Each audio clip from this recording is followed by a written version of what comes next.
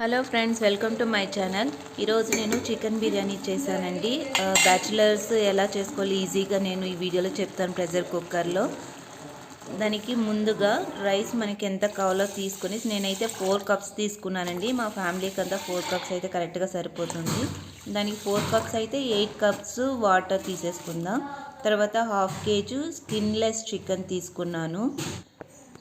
బాగా కడిగేసుకొని దాంట్లో మిర్చి నేనైతే 8 మిర్చి వరకు వేసానండి, పచ్చిమిరపకాయలు. దానికి మిర్చి పౌడరు 1 స్పూన్ వేసాను, కొద్దిగా ధనియా పౌడరు, కొద్దిగా పసుపు పొడి వేసాను, కొద్దిగా గరం మసాలా వేసాను.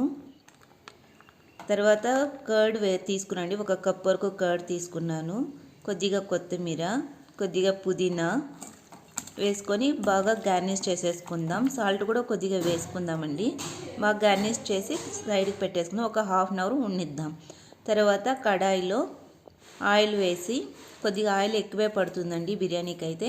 దానికి నేను లవంగాలు, యాలకులు, బిర్యానీ ఆకు అన్నీ వేసి, బిర్యానీ మసాలా అంతా వేసి వేయించేసుకుందాం.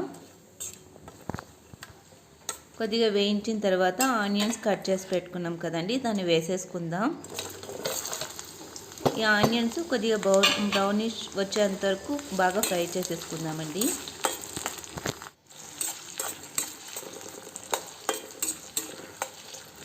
కొద్దిగా వేగనిచ్చిన తర్వాత అల్లం వెల్లుల్లి పేస్ట్ వేసుకుందాం.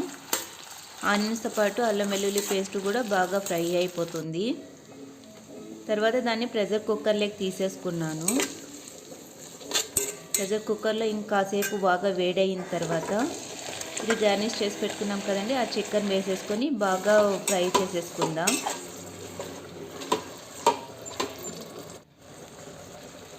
తర్వాత ఇంకొద్దిగా కొత్తిమీర, పుదీనా చిన్న చిన్న పీస్గా కట్ చేసుకొని దాంట్లోనే వేసేసుకుందామండి. మళ్ళీ ఏం వేసే పని ఉండదు.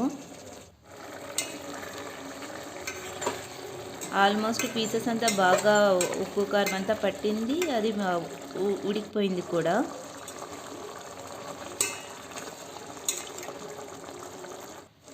ఇప్పుడు వాటర్ తీసేసుకుందామండి.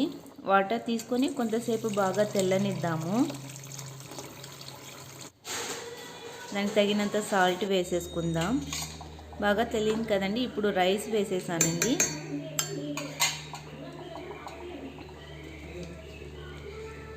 రైస్ వేసేసుకుందాం.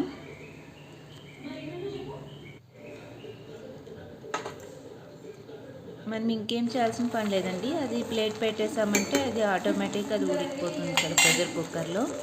అంతే అండి, బిర్యానీ రెడీ అయిపోయింది. మీకు నచ్చితే ఒక లైక్ చేసి కామెంట్ చేయండి. Thank you for watching.